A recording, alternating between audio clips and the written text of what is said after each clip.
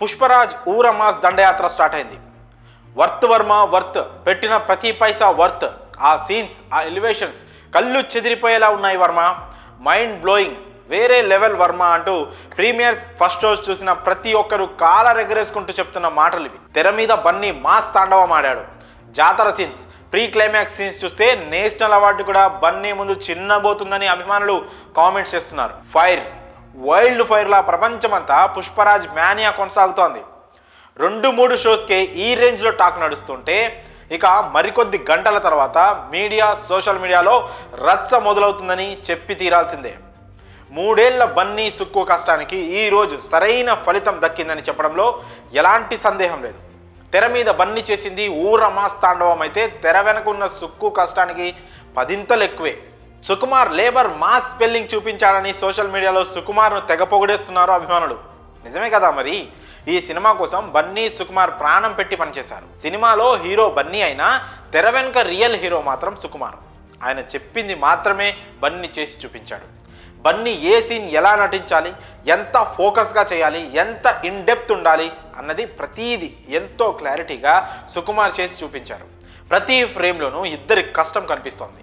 Hits, ఫ్లాప్స్కు అతీతంగా గౌరవాన్ని సంపాదించే దర్శకులు చాలా తక్కువ మంది ఉంటారు. అలాంటి వారిలో సుకుమార్ ఒకరు. కొన్ని ఫ్లాప్ మూవీస్ సైతం సుక్కు మార్క్ ఏంటో చూపించాయి. కొన్నిసార్లు ఫ్లాప్ టాక్ వచ్చిన సినిమాకు కూడా వాటిని మాస్టర్ పీస్ అంటూ నెత్తిని మీద పెట్టుకున్న వాళ్ళు ఉన్నారు. అది సుకుమార్ మార్క్ అంటే. అలాంటి దర్శకుడు మాస్ కమర్షియల్ సినిమా తీస్తే ఎలా ఉంటుందో రంగస్థలం, పుష్ప 1, ఇప్పుడు పుష్ప 2 నిరూపించాయి.